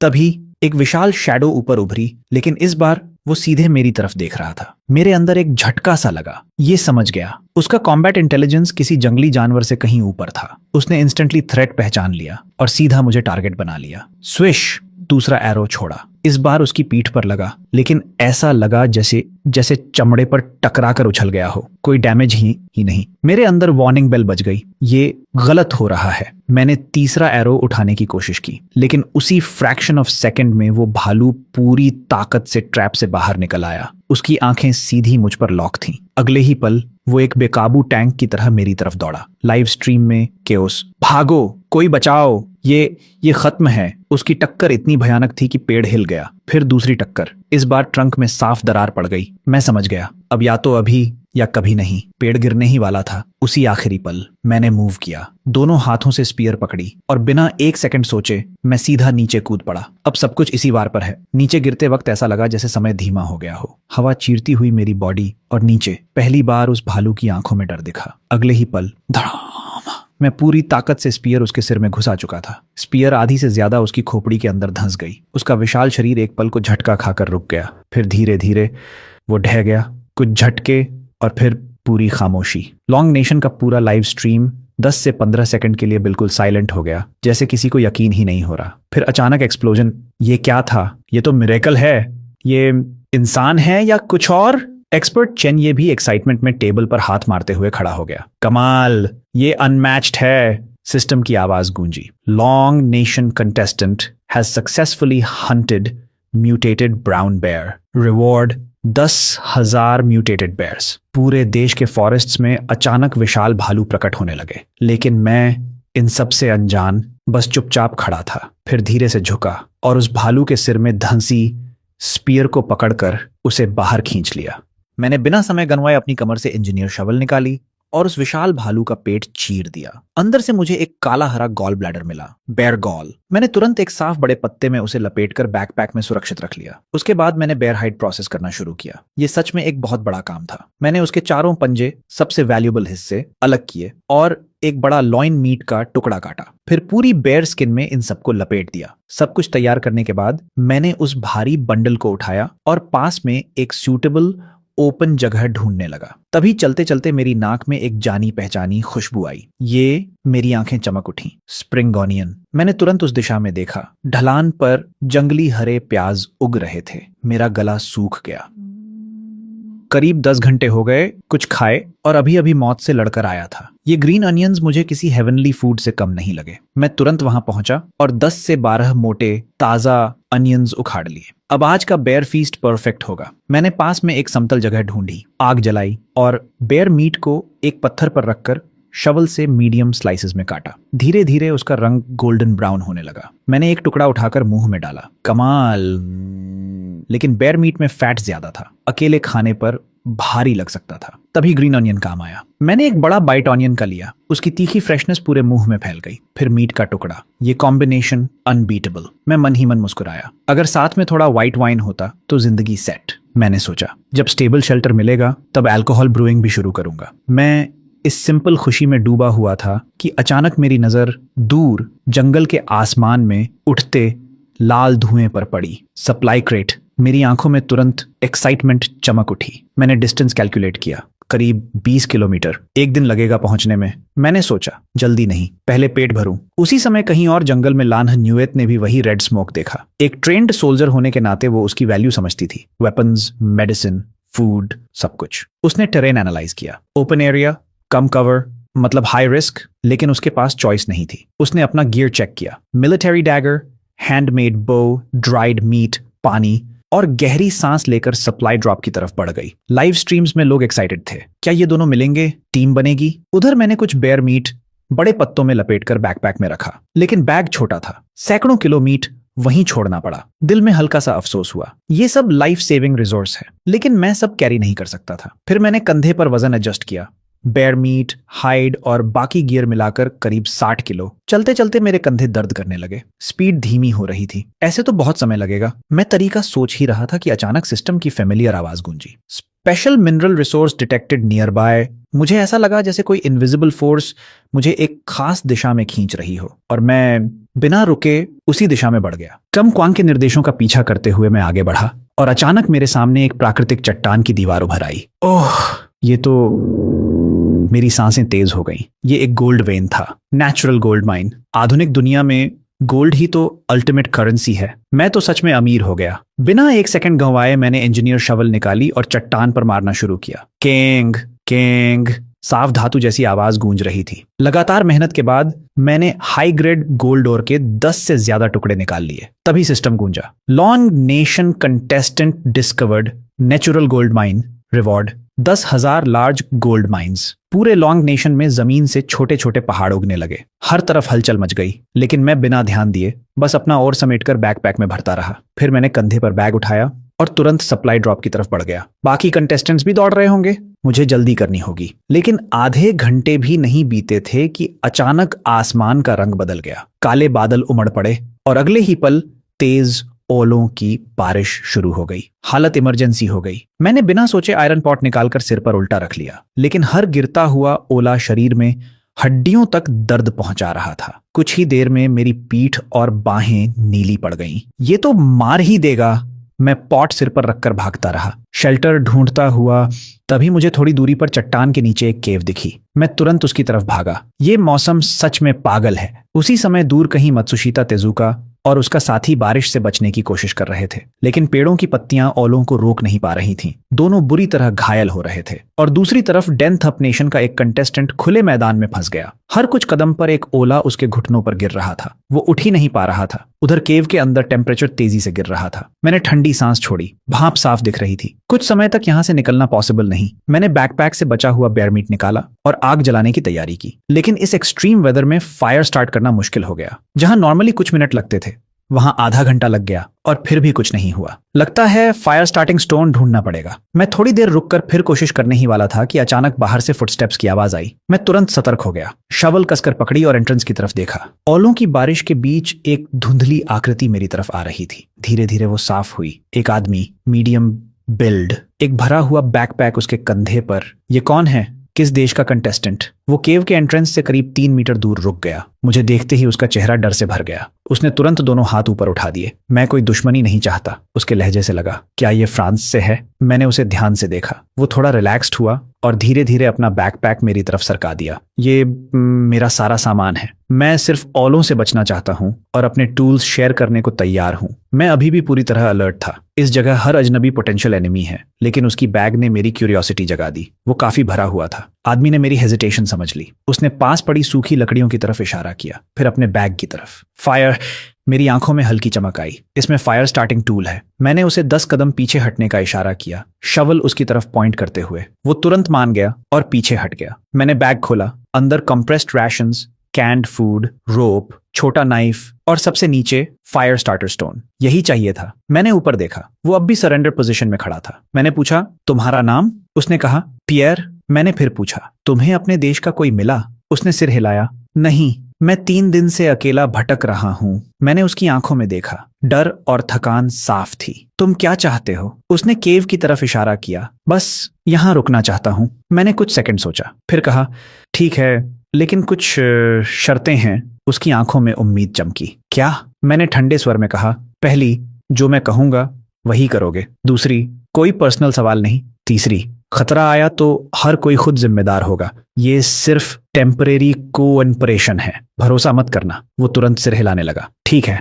और बैग उठाकर जल्दी से अंदर आ गया। मैंने फायर सेटअप शुरू किया। पहले जमीन में छोटा गड्ढा खोदा, फिर सूखे पत्थरों से घेरा बनाया। पियरे ने खुद फायर स्टोन और सूखी घास मुझे दी। मैंने स्टोन को शवेल की धार से रगड़ा। कुछ ही देर में स्पार्क्स निकले और फिर छोटी सी आग जल उठी। ठंड धीरे धीरे कम होने लगी। मैंने लकड़ी में बेयर मीट लगाकर रोस्ट करना शुरू किया। पियर पास बैठा था। उसकी नजरें मांस पर टिकी थीं। वो लार निगल रहा था। 2 दिन से इसने कुछ गर्म नहीं खाया। मैंने उसे देखा और पूछा, खाना है? वो तुरंत सिर हिलाने लगा। मैंने जैसे ही उसे खाना है दे पूछा, उसने तुरंत सिर हिलाया, लेकिन उसके हाथ ऐसे उठे जैसे लकड़ी काट रहा हो। आंखों में एक अजीब सी लालसा भरी थी। अगर तुम चाहते हो तो इस फायर स्टार्टर स्टोन के बदले में, मैं शांत स्वर में बोला। उसकी आंखों में एक पल के लिए गुस्से की चमक आई, लेकिन अगले ही सेकंड उसने उसे दबा लिया। दोनों हाथों से उसने वो फायर स्टोन मेरी तरफ बढ़ा दिया। मैंने हल्का सा सिर हिलाया। बुरा सौदा नहीं। वो बार बार धन्यवाद देने लगा। Thank you, thank you.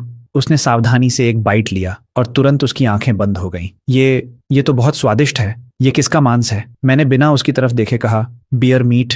वो एकदम जम गया। तुमने भालू को मार दिया?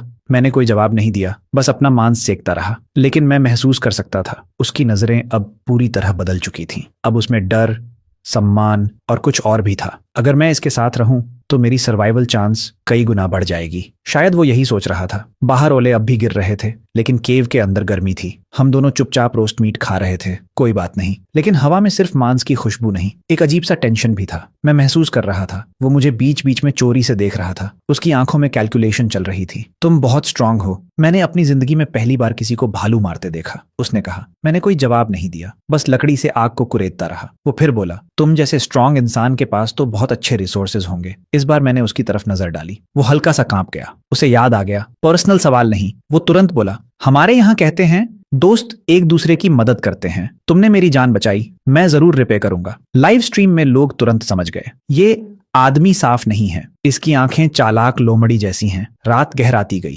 बाहर ओले रुक गए। उसने मेरी तरफ देखा। अब तक सोए क्यों नहीं? मैंने आंखें बंद रखकर ही कहा। तुम भी तो नहीं सोए? वो हंसा। मैं रात को जागने का आदी हूं। तुम सो जाओ, मैं गार्ड करूंगा। मैंने सीधा जवाब दिया, मुझे नींद नहीं है। उसका प्लान वहीं रुक गया। वो थोड़ा बेचैन हुआ, फिर बोला, तो हम दोनों साथ में गार्ड करते हैं। मैंने कहा, जैसा चाहो। समय धीरे धीरे बीतता गया। उसकी बेचैनी बढ़ती जा रही थी। आखिर वो बोला, मुझे बाहर जाना है। मेरे होठों पर हल्की ठंडी मुस्कान आई। टॉयलेट जाने के लिए पूरा बैकपैक ले जाओगे? वो जैसे छूट गया। हाँ, और तुरंत बाहर निकल गया। जैसे ही वो गया, मैं तुरंत उठ खड़ा हुआ। आग को लात मारकर बुझाया, अपना सारा गियर उठाया और बिना आवाज किए अंधेरे में गायब हो गया। कुछ ही देर में मैंने एक पत्थर के पीछे पोजीशन ले ली। बो ऑलरेडी ड्रॉन। मैं पूरी तरह रात में घुल गया। ये आदमी डेफिनेटली प्रॉब्लम है। 10 मिनट भी नहीं हुए थे कि दूर से दबे पांव फुटस्टेप्स आए। 2 लोग। एक आवाज आई, इवान, वही केव है। दूसरी आवाज, पक्का है? हाँ, मैंने पूरी रात देखा। वो अकेला है। फिर वो बोला, पहले उसके हाथ पैर तोड़ेंगे, फिर सब लूट करेंगे, कोई निशान नहीं छोड़ना। अगले ही पल दोनों भेड़ियों की तरह केव में घुसे, लेकिन अंदर कुछ नहीं था, सिर्फ बुझी हुई आग। पियरे का चेहरा सफेद पड़ गया। ये कैसे? इवान ने तुरंत उसे घूरा। तू पकड़ा गया है। उसी पल स्विश, मेरा एरो पियरे की जांघ में धंस गया। वो जोर से गिर पड़ा। एवन चौंक गया। नाइफ उठाकर चिल्लाया, कौन है? जवाब में दूसरा एरो आया, सीधा उसके हाथ में। नाइफ गिर गया। वो दर्द से चीख उठा। मैं धीरे धीरे पत्थर के पीछे से बाहर आया। बो फिर से एम पर, बिना कोई एक्स्ट्रा बात। मैं बस धीरे धीरे बो खींच रहा था। इस जंगल में सिर्फ स्ट्रांग सरवाइव करते हैं। कुछ ही पलों में सब खत्म हो गया। रात की हवा में खून की गंध फैल गई, लेकिन मुझे कोई फर्क नहीं पड़ा। मैंने कामली उनके बैग्स चेक किए। कंप्रेस्ड रैशंस, आधी पानी की बोतल, एक ब्रांड न्यू मेडिकल किट। ये तो सेकंड लाइफ है। फिर स्विस नाइफ और आइवन के बैग में dried rabbit meat, nylon rope और एक बड़ा नाइफ। ये सब top tier survival gear sheet. मैंने सब अपने बैकपैक में भर लिया। आखिरी बार उनकी लाशों को देखा, मेरी आंखें ठंडी थीं। अगले जन्म में समझदारी से जीना, और मैं मुड़कर अंधेरे में खो गया। उसी वक्त लॉन्ग नेशन के लाइव स्ट्रीम में एक्सप्लोजन हो चुका था। लोग चिल्ला रहे थे, ये है असली किंग, और मैं बस आगे बढ़ता जा रहा था। मैंने उन दोनों को खत्म करने के बाद बिना एक शब्द बोले अपना काम पूरा किया। लेकिन बाहर की दुनिया में जो हुआ वो किसी टेक्स्ट बुक काउंटर किल से कम नहीं था। लोग चिल्ला रहे थे, ये है असली सर्वाइवल। जंगल में सबसे खतरनाक जानवर इंसान है। लॉन्ग नेशन खुशी से उफान पर था, लेकिन दूसरी तरफ कुछ देशों में सन्नाटा छा गया। इमरजेंसी ग्लोबल कॉन्फ्रेंस में फ्रांस का रिप्रेजेंटेटिव गुस्से से लाल हो चुका था। वो पागलों की तरह मेरे एक्शंस पर आरोप लगा रहा था। लेकिन लॉन्ग नेशन का प्रतिनिधि बस हल्की मुस्कान के साथ बोला, रूल्स ऐसे ही हैं, और वो कुछ साबित नहीं कर पाया। फिर उसने दांत भींचकर धमकी दी, 2 दिन बाद कंटेस्टेंट्स के बीच कम्युनिकेशन चैनल खुलेगा। तब मैं अपने देश के सभी बचे हुए लोगों को आदेश दूंगा कि हर कीमत पर लॉन्ग नेशन के हर कंटेस्टेंट का शिकार किया जाए। कमरे का माहौल जम गया, लेकिन जवाब सिर्फ एक शांत आवाज में आया, हम इंतजार करेंगे। उधर मैं इस सब से बिल्कुल अनजान अपने भारी लूट के साथ चुपचाप जंगल पार कर रहा था। मेरे द्वारा 2 विदेशी कंटेस्टेंट्स को खत्म करने की खबर फैल चुकी थी। एक छिपी हुई गुफा में लान्ह न्यूएत अपना डैगर तेज कर रही थी। तभी उसकी रिस्ट डिवाइस वाइब्रेशन करने लगी। उसने स्क्रीन देखी और उसकी आंखें सिकुड़ गईं। ये टीए क्वा, उसने धीरे से कहा, अच्छा काम, और फिर और तेजी से ब्लेड घिसने लगी। मुझे पीछे नहीं रहना। उसी समय बाकी लॉन्ग नेशन कंटेस्टेंट्स ने भी ये खबर देखी। उनके अंदर एक नई उम्मीद और गर्व जाग उठा। कुछ ही देर बाद पूरब में सूरज उगने लगा। मैं खड़ा हुआ, अपने कपड़ों से धूल झाड़ी और भारी बैकपैक फिर से कंधे पर लाद लिया। मेरी नजरें उस लाल धुएं पर टिकी थीं। वो सप्लाई क्रेट मुझे चाहिए। कई घंटों की लगातार मार्च के बाद मेरे पैर शीशे जैसे भारी हो चुके थे। हर कदम दर्द दे रहा था, मांसपेशियां कांप रही थीं। आखिर मैंने रुकने का फैसला किया। पहले एनर्जी रिफिल। मेरे मास्टर लेवल परसेप्शन ने तुरंत मुझे ज्यादा नमी वाली दिशा दिखाई। कुछ ही देर में पानी बहने की आवाज सुनाई दी। मैंने झाड़ियों को हटाया। एक छोटी स्ट्रीम मेरे सामने थी। पानी पूरी तरह साफ नहीं था, उसमें रेत और पत्ते थे, लेकिन इस हालत में यही जीवन था। मैंने बैकपैक नीचे फेंका, बड़ा नाइफ निकाला, एक मोटे पेड़ के पास गया, गहरी सांस ली और पूरी ताकत से वार किया। ब्लेड आधे तने में धंस गया। मैंने दांत भींचे और लगातार वार किए। 2 मिनट से भी कम में पेड़ गिर गया। मैंने तुरंत उसे लकड़ियों में तोड़ा, फिर फायर स्टार्टर निकाला, नाइफ की स्पाइन से मैग्नीशियम रॉड पर घिसा। चिंगारी सीधा सूखी घास पर गिरी और अगले ही पल आग भड़क उठी। गर्माहट ने मेरे पूरे शरीर को ढक लिया। आग सच में जीवन है। मैंने हल्की सांस छोड़ी, फिर शवल से स्ट्रीम के पास एक छोटा फिल्ट्रेशन पिट बनाया। उसमें कंकड़, रेत और मिट्टी की परतें डाली। फिर गंदा पानी निकालकर कई बार फिल्टर किया और आयरन पॉट में डालकर उबालने रखा। जब तक पानी बॉयल हो रहा था, मैंने बैकपैक से ड्राइड रैबिट निकाला। वो लकड़ी जैसा सख्त था, लेकिन मेरे लिए ये लग्जरी था। बियर मीट बहुत खा लिया, थोड़ा बदलाव अच्छा रहेगा। मैंने स्विस नाइफ से उसे छोटे टुकड़ों में काटा, लकड़ी में फंसाकर आग पर रोस्ट किया। धीरे धीरे उसमें से फैट निकलने लगा। खुशबू जंगल में फैल गई। लाइव स्ट्रीम में लोग देखते रह गए। मैं वहीं बैठा उबला हुआ पानी पी रहा था और क्रिस्पी बाहर, सॉफ्ट अंदर रैबिट मीट खा रहा था। धीरे धीरे मेरी थकान गायब होने लगी। रात भर की जाग और लड़ाई का असर उतर गया। मैंने आखिरी टुकड़ा खत्म किया, फिर ध्यान से आग को मिट्टी से ढक दिया। ऊपर से पानी डाला, पूरा चेक किया, कोई चिंगारी बाकी न रहे। जंगल में छोटी गलती भी जान ले सकती है। फिर मैंने दोबारा बैकपैक उठाया और बिना पीछे देखे उस लाल धुएं की दिशा में फिर से चल पड़ा। मैंने जैसे ही अपना भारी बैकपैक दोबारा कंधे पर डाला, एक अजीब सी एनर्जी पूरे शरीर में दौड़ गई, जैसे फिर से जिंदा हो गया हूं। मैंने डायरेक्शन कंफर्म की और सप्लाई सिग्नल की तरफ बढ़ने लगा। लेकिन आधा घंटा भी नहीं बीता था कि मेरे कदम अपने आप धीमे पड़ गए। कुछ गलत था। जंगल असामान्य रूप से शांत था। न पक्षियों की आवाज, न कीड़ों की। एक पल में ठंडक मेरे पैरों से होती हुई सिर तक चढ़ गई। मेरा पूरा शरीर इंस्टिंक्टिवली टेंस हो गया। मैंने तुरंत अपनी कमर से बड़ा नाइफ पकड़ लिया। मेरा मास्टर लेवल परसेप्शन तुरंत मैक्सिमम पर चला गया। मैंने चारों तरफ स्कैन किया और फिर मेरी नजर सामने 2 पेड़ों के बीच रुकी। जमीन से करीब 10 सेंटीमीटर ऊपर एक पतली सी एनिमल टेंडन की बनी वायर, एक हैंगिंग ट्रैप। तो मुझे टारगेट किया गया है। लाइव स्ट्रीम में हलचल मच गई। एक्सपर्ट चेन ये स्क्रीन पर झुककर बोला, ये ह्यूमन टारगेट ट्रैप है। इसे किसी ने स्पेसिफिकली इसके लिए लगाया है। लेकिन मैंने तुरंत रिएक्ट नहीं किया। मैं धीरे से नीचे बैठा, उंगली से जमीन पर सर्कल बनाते हुए दिमाग में पूरा 3D अटैक मॉडल सिमुलेट करने लगा। अगर ट्रैप एक्टिवेट हुआ तो अटैक कहां से आएगा? कुछ ही सेकंड में मेरी नजर 2 परफेक्ट एम्बुश पॉइंट्स पर टिक गई। मेरे होंठों पर ठंडी मुस्कान आ गई। समझ गया। मैं चुपचाप 2 कदम पीछे हटा और अगले ही पल मेरा शरीर छाया में गायब हो गया। मैंने बो उठाया, एरो चढ़ाया, सांस रोक ली। उधर एम्बुश पॉइंट पर दो लोग छिपे बैठे थे, मत्सुशिता तेजुका और उसका साथी। वो फुसफुसाया, क्या उसने ट्रैप डिटेक्ट कर लिया? जवाब आया, नामुमकिन। ये एंशियंट टेक्निक है, वो नहीं समझ सकता। बस इंतजार करो। समय बीतता गया, लेकिन कोई मूवमेंट नहीं। उनकी पेशेंस टूटने लगी। तभी झाड़ियों में हल्की आवाज हुई। वो घबराकर क्रॉसबो उठाता है, लेकिन वो सिर्फ एक खरगोश था। उसने राहत की सांस ली और उसी पल स्विश! मेरी एरो हवा चीरती हुई आई, सीधा उसकी कलाई में धंस गई। उसकी चीख पूरे जंगल में गूंज उठी। मात्सुशिता तेजुका तुरंत रोल करके बाहर निकला, नाइफ रेडी। लेकिन तब तक मैं सामने आ चुका था, बाव हाथ में, आंखें ठंडी, जैसे दो लाशों को देख रहा हूँ। तुम कौन हो? उसने पूछा। मैंने जवाब नहीं दिया, बस बाव खींचा। उसने तुरंत 3 शार्प स्टोन्स मेरी तरफ फेंके और खुद नाइफ लेकर चार्ज किया, लेकिन मैं उससे तेज था। मैंने बस बॉडी हल्की सी टिल्ट की और स्टोन्स मिस, और उसी फ्लो में एरो छोड़ा। वो साइड में कूदा, लेकिन एरो उसके साथी की तरफ गया, जो पहले से घायल था। ठाक! सीधा उसके सिर में। Instant death. ये देखकर उसकी आंखों में डर साफ था, लेकिन मैं रुकने वाला नहीं था। मैंने शवल निकाली और सीधा उसकी तरफ दौड़ा। उसने नाइफ से ब्लॉक किया। क्लैंग! स्पार्क्स निकले, लेकिन मेरी ताकत उससे कहीं ज्यादा थी। इम्पैक्ट से उसका हाथ फट गया। वो पीछे लड़खड़ा गया। ये इंसान है या मॉन्स्टर? उसकी आंखों में शॉक था, लेकिन मैंने 1 सेकंड भी नहीं छोड़ा। लगातार अटैक। उसने हाथ से रोकने की कोशिश की। क्रैक! हड्डियां टूट गईं। वो पीछे उड़ता हुआ पेड़ से टकराया और उसी पल मैं उसके ऊपर पहुंच गया। शवल उठाई और सीधे उसके सिर पर वार करने ही वाला था। तभी करीब 1 किलोमीटर दूर लंढुएत ने वो चीख सुनी। वो तुरंत रुक गई, डायरेक्शन आइडेंटिफाई किया, लेकिन सीधे जाने के बजाय उसने अपनी प्रेजेंस पूरी तरह सप्रेस की और चुपचाप आगे बढ़ी। कुछ ही देर में वो एक बड़े पेड़ के पीछे पहुंच गई। वो आगे का सीन देखने ही वाली थी कि अचानक स्विश! पीछे से एक काला एरो उसकी तरफ आया।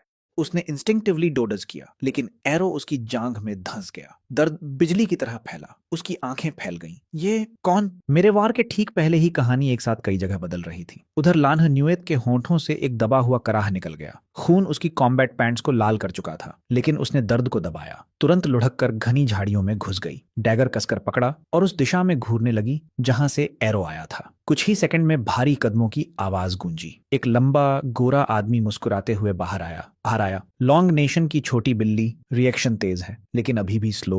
उसके पीछे 2 और भारी भरकम आदमी थे। ये साफ था, डैनथप नेशन के कंटेस्टेंट्स। वो सीधे हमला नहीं कर रहा था। जमीन पर खून के निशान देखते हुए ठंडी हंसी हंसा। चलो खेलते हैं। और तीनों तुरंत अलग अलग फैल गए। एक परफेक्ट ट्रायंगल सर्च फॉर्मेशन, धीरे धीरे उसे घेरते हुए। उधर मैं अभी भी उस फाइट के बाद ओए नेशन के दोनों कंटेस्टेंट्स का सामान कलेक्ट कर रहा था। तभी ग्लोबल अनाउंसमेंट गूंजा। लॉन्ग नेशन कंटेस्टेंट त्यू क्वा has eliminated Matsushita Tezuka has eliminated. पूरा लॉन्ग नेशन लाइव स्ट्रीम फट पड़ा, लेकिन मैंने एक पल भी वेस्ट नहीं किया। यूजेबल एरोज वापस लिए, उनके बॉडीज से वेपन और आधी पानी की बोतल उठाई और बिना पीछे देखे सीधे सप्लाई क्रेट की तरफ दौड़ पड़ा। आधे घंटे बाद मैं फाइनली पहुंच गया। सामने एक विशाल मेटल क्रेट खुली जगह पर पड़ा था, लेकिन मैं सीधे आगे नहीं बढ़ा। पहले पूरे एरिया को स्कैन किया, कोई एम्बुश नहीं। फिर मैंने धीरे से कहा, लाइव स्ट्रीम ऑफ।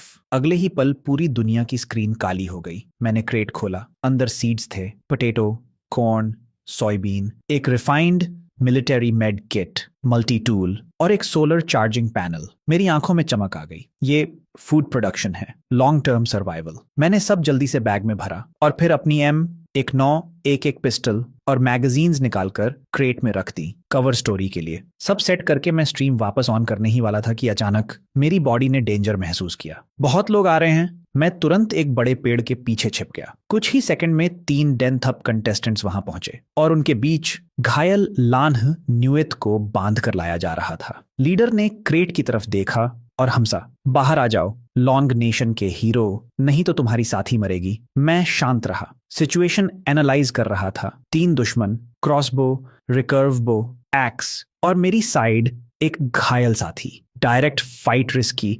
लीडर ने इशारा किया और उस बल्कि आदमी ने एक्स उसकी गर्दन पर रख दिया। अब मैंने धीरे धीरे पेड़ के पीछे से बाहर कदम रखा, हाथ ऊपर। उसे मत मारो, सामान ले जाओ। वो संतुष्ट होकर हंसा। अच्छा है, क्रेट खोलो। मैं धीरे धीरे आगे बढ़ा, घुटनों के बल बैठा, दिखावे के लिए क्रेट खोलने लगा, लेकिन मेरा हाथ पहले ही अंदर जा चुका था। वो कुछ समझ नहीं पाया, बस इम्पेशेंट होकर बोला, जल्दी। मैंने शांत स्वर में कहा, बस। और अगले ही पल मैं मुड़ा, पिस्टल उठाई, धड़ाम धड़ाम। 2 गोलियां गूंजी। पीछे खड़े दोनों सीधे गिर पड़े। लीडर का चेहरा सफेद पड़ गया। गन? उसने रिफ्लेक्स में क्रॉसबो उठाया, लेकिन मैं उससे तेज था। दो और शॉट्स। पहला उसकी क्रॉसबो उड़ाकर ले गया, दूसरा उसके कंधे में धंस गया। वो चीखता हुआ जंगल में भाग गया। कुछ ही सेकंड में सब खत्म, जंगल फिर से शांत। मैंने गन वापस रखी, लंढुएट के पास गया, डैगर से उसकी रस्सी काटी। वो पेड़ से टिककर बैठ गई, जांघ से खून बह रहा था। उसने मेरी तरफ देखा, उसकी आंखों में शॉक और ग्रैटिट्यूड दोनों थे। और बाहर पूरी दुनिया में केओस मचा हुआ था। लोगों को लगा ये गन क्रेट से मिला। लॉन्ग नेशन जश्न मना रहा था और डैन थाप नेशन अंदर ही अंदर जल रहा था। लंगवेट की आवाज हल्की भर्राई हुई थी। धन्यवाद। मैंने बस सिर हिलाया, कुछ नहीं कहा। मैं उसके पास बैठ गया, बैकपैक से मिलिट्री मेड किट निकाली और खोल दी। अंदर हर जरूरी उपकरण मौजूद था। मैंने सर्जिकल सिजर्स उठाई और धीरे धीरे उसके जख्म के ऊपर की कपड़े की परत काटी। फिर अपने बाएं हाथ से उसकी जांघ को मजबूती से दबाया और दाएं हाथ से एरो शाफ्ट को पकड़ा। एक झटके में खींचकर बाहर निकाल दिया। उसी पल खून तेजी से बह निकला। उसने दांत भींच लिए, माथे पर ठंडा पसीना आ गया, लेकिन मेरे चेहरे पर कोई बदलाव नहीं था।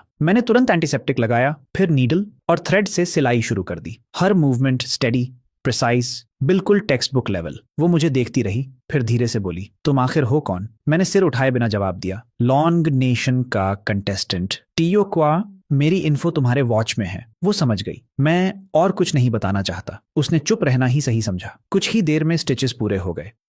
उसने गंभीर आवाज में कहा, ये एहसान मैं याद रखूंगी। मैंने मेड किट समेटी और खड़ा हो गया। जब तक तुम जिंदा हो, लॉन्ग नेशन की होप जिंदा है। अभी हम बस 2 नंबर्स हैं सर्वाइवर्स लिस्ट में। ये कहकर मैं तुरंत बैटलफील्ड साफ करने लगा। मुझे एक टैक्टिकल जैकेट मिला, एक कॉम्पाउंड क्रॉसबो और कार्बन एरोज का क्विवर। सब उठाकर मैंने बैकपैक में रखा। फिर मैंने उसकी तरफ हाथ बढ़ाया। वो आदमी वापस आएगा और अकेला नहीं आएगा। हमें अभी निकलना होगा। उसने बिना हेजिटेशन मेरा हाथ पकड़ा और सहारा लेकर खड़ी हो गई। किधर? उसने पूछा। मैंने दूर पहाड़ों की तरफ देखा। एक नया शेल्टर ढूंढेंगे और लॉन्ग नेशन के बाकी लोगों को इकट्ठा करेंगे, एक बेस जहां सब सर्वाइव कर सकें। उसी वक्त जंगल के किसी और हिस्से में वो भागा हुआ आदमी कैन दर्द से कराहते हुए भाग रहा था। उसके कंधे का जख्म उसे बेहोश करने के करीब था, लेकिन वो रुका नहीं। उसके दिमाग में वही सीन बार बार घूम रहा था, डर, अपमान और गुस्सा। ट्यूक्वा, मैं तुम्हें 1000 गुना कीमत चुकवाऊंगा। उसने दांत भींचे और तेज भागा। उधर मैं लान्ह गुयत को सहारा देते हुए जंगल के अंदर गहराई में बढ़ रहा था। हवा में ठंडक थी, पेड़ घने होते जा रहे थे, रोशनी कम। मैं उसका पूरा वजन संभाले हुए था और साथ ही अपने मास्टर लेवल परसेप्शन से हर दिशा स्कैन कर रहा था। धीरे धीरे अंधेरा छा गया। मैंने एक विशाल पेड़ के नीचे रुककर कहा, आज रात यहीं। मैंने तुरंत सेटअप शुरू किया।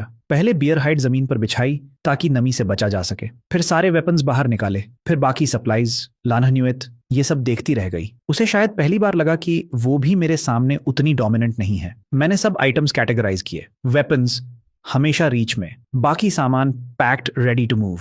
फिर मैंने आयरन पॉट और 2 वाटर बॉटल्स उठाई। फायर स्टार्टर सैर और डैगर उसे देते हुए कहा, तुम यहाँ फायर जलाओ, बॉडी टेम्परेचर मेंटेन करो। मैं पानी और खाना लेकर आता हूँ। तुम्हारे वुंड को साफ पानी चाहिए, अलर्ट रहना। उसने सिर हिलाया और मैं तुरंत जंगल में गायब हो गया। कैंप से ज्यादा दूर नहीं गया। परसेप्शन से आसपास स्कैन किया। कुछ ही मिनटों में वेस्ट डायरेक्शन में हल्की पानी की आवाज मिली। मैं तुरंत उस तरफ बढ़ा। करीब 10 मिनट बाद एक साफ स्ट्रीम सामने थी। मैं नीचे बैठा, पानी भरा, स्मेल चेक किया, सेफ। बॉटल्स भर दी। तभी भूं की आवाज आई। मैंने ऊपर देखा, पेड़ पर एक बीहिव लटका था। मेरे अंदर एक्साइटमेंट दौड़ गई। Honey, sugar source. मैंने तुरंत आसपास देखा, कुछ मगवॉट प्लांट्स और सूखी टहनियां। मेरे दिमाग में प्लान बन गया। मैंने मगवॉट की पत्तियां तोड़ी, सूखी लकड़ियां इकट्ठा की, फिर वापस आकर फायर स्टार्टर से आग जलाई। जैसे ही लकड़ियां अंगारों में बदली, मैंने ऊपर मगवॉट डाल दिया। कुछ ही सेकंड में घना सफेद धुआं उठने लगा। मैंने बड़े पत्तों से उसे लपेटकर एक छोटा ओपनिंग छोड़ा ताकि स्मोक कंट्रोल में रहे। अब बस टाइमिंग और विंड डायरेक्शन सही होना चाहिए। मैं धीरे धीरे उस हाइव की तरफ बढ़ा, पूरी कैलकुलेशन के साथ। आज हनी भी मिलेगा। मुझसे एक जरा सी गलती भी होती तो ये टेक्निक फेल हो जाती, लेकिन मैं सबसे साधारण मटेरियल से भी इसे परफेक्टली एग्जीक्यूट कर रहा था। मैंने स्मोक टॉर्च को स्टेडी रखते हुए बी हाइव के पास ले गया। घना धुआं लगातार उठ रहा था। हाइव के अंदर अफरा तफरी मच गई। हजारों मधुमक्खियां बाहर निकली, लेकिन धुएं से टकराकर जैसे नशे में लड़खड़ा गईं। एक एक करके जमीन पर गिरने लगी। मैं बिना एक्सप्रेशन बदले उसी रिदम में धुआं देता रहा पूरे 5 मिनट, और फिर पूरा हाइव शांत। मेरे सामने सुनहरा हनीकॉम्ब साफ दिख रहा था। मैंने तुरंत डैगर निकाला, एक बड़ा हिस्सा काटा और और सावधानी से पॉट में रख लिया। उसी वक्त सिस्टम की ठंडी आवाज गूंजी, rare resource acquired 10,000 fold return activated। लेकिन मैंने ध्यान नहीं दिया। मैं बस सामान उठाकर वापस मुड़ने ही वाला था कि अचानक मेरा पूरा शरीर सख्त हो गया। Killing intent. झाड़ियों के पीछे से कोई मुझे घूर रहा था। मैंने धीरे से पानी का बर्तन रखा और बिना आवाज किए नीचे बैठ गया। उसी पल लॉन्ग नेशन में हजारों बीहाइव्स प्रकट हो चुके थे, लेकिन मेरा पूरा ध्यान सामने था। मैंने देखा एक एडल्ट ग्रे वुल्फ झाड़ियों से बाहर आया। उसकी आंखें मुझ पर टिकी थीं। वो धीरे धीरे सूंघ रहा था। मैंने धीरे से हाथ अपनी डेजर्ट ईगल की तरफ बढ़ाया, बस 1 इंच, और तभी वो वुल्फ सिर उठाकर लंबी हुआ हुआ करने लगा। मेरा दिल डूब गया। ये अकेला नहीं है, ये पैक को बुला रहा था। मैंने बिना देरी किए गन निकाली। धड़ाम, एक ही शॉट उसकी खोपड़ी चीर दी। वो वहीं गिर पड़ा, लेकिन देर हो चुकी थी। दूर दूर से हुआ की आवाजें आने लगीं और वो तेजी से करीब आ रही थीं। मैंने एक पल के लिए उस वुल्फ की लाश देखी, अफसोस, फिर दांत भींचे, पॉट और आंसू और पानी उठाया और पूरी ताकत से कैंप की तरफ दौड़ पड़ा। समय ही जीवन है। मुझे लान्ह न्यूएत को लेकर निकलना था, उससे पहले कि पैक हमें घेर ले। उधर उसने भी गन शॉट और वुल्फ हाउल सुन लिया था। वो तुरंत खड़ी हो गई, स्पीयर कसकर पकड़ी, दर्द के बावजूद रेडी। अगर नहीं भाग पाए तो मैं बोझ नहीं बनूंगी, उसने खुद से कहा, और सामान समेट लिया। तभी मैं जंगल चीरते हुए बाहर आया। कम से कम 7 वुल्व्स हैं, अभी निकलना होगा, उसने तुरंत कहा। स्ट्रीम की तरफ, पानी सेंट छुपा देगा। मैंने सिर हिलाया, फायर बुझाई और हम दोनों अंधेरे में दौड़ पड़े। मैं आगे रास्ता साफ कर रहा था, वो पीछे दर्द सहते हुए चल रही थी। कुछ ही देर में चारों तरफ से ग्राउल्स आने लगे। लीडर वुल्फ की तेज हुआ गूंजी। पूरा पैक पीछे पड़ चुका था। तेज, मैंने कहा। आगे पानी की आवाज़ तेज हो रही थी। चांदनी में चमक दिखने लगी। बस थोड़ा और। तभी एक शैडो साइड से कूदा, सीधा लान्ह न्यूएत पर, लेकिन वो रेडी थी। उसने नाइफ से वार किया। फिर भी वुल्फ ज़्यादा तेज था। जैसे ही उसका जबड़ा उसके कंधे तक पहुंचने वाला था, मैं मुड़ा। धड़ाम, गन चली। गोली उसकी पीठ में धंसी। वो गिर पड़ा, लेकिन मरा नहीं, और उसी शॉट ने हमारी लोकेशन रिवील कर दी। अगले ही पल जंगल की हर दिशा से हरी चमकती आंखें उभर आईं। पूरा वुल्फ पैक हमें घेर चुका था। मैंने उसका हाथ कसकर पकड़ा। अब या तो लड़ेंगे या यहीं खत्म। मैंने लान्ह न्यूएत का हाथ कसकर पकड़ा और चिल्लाया, अब! और अगले ही पल हम दोनों बर्फ जैसे ठंडे पानी में कूद गए। नदी की तेज धारा हमें बहाकर नीचे ले जाने लगी। किनारे पर खड़े भेड़िए बस गुर्राते रह गए। वो पानी में उतरने की हिम्मत नहीं कर रहे थे। मैंने एक पल को सोचा शायद बच गए, लेकिन अगले ही सेकंड मैंने देखा पूरी पैक दोनों किनारों के साथ साथ दौड़ रही थी। ये रास्ता काटने वाले हैं। मेरे दिमाग में तुरंत अलार्म बजा। उसी समय मैंने महसूस किया उसका शरीर ढीला पड़ रहा है। मैंने उसकी तरफ देखा, उसका चेहरा पीला, सांस भारी। क्या हुआ? मैंने पूछा। उसकी आवाज टूटी हुई थी। शायद इन्फेक्शन। मेरा दिल बैठ गया। ये बुरा है। इस हालत में इन्फेक्शन मतलब सीधा मौत का खतरा। मैं एक हाथ से उसे पकड़े पानी में खुद को संभालते हुए आगे बढ़ता रहा। किनारों पर भेड़िए अब 2 तरफ से पैरेलल दौड़ रहे थे। साफ था वे नीचे जाकर रास्ता रोकेंगे। स्टूडियो में लोग पैनिक में थे, लेकिन मेरे पास सोचने का टाइम नहीं था। उसने धीरे से कहा, मुझे छोड़ दो, तुम निकल जाओ। मैंने दांत भींचकर कहा, चुप रहो और सोना मत। अगर सिचुएशन कंट्रोल से बाहर हुई तो छोड़ दूंगा, लेकिन अभी नहीं। उसका शरीर जल रहा था और पानी बर्फ जैसा ठंडा। मैं साफ समझ रहा था उसकी जान हर सेकंड फिसल रही है।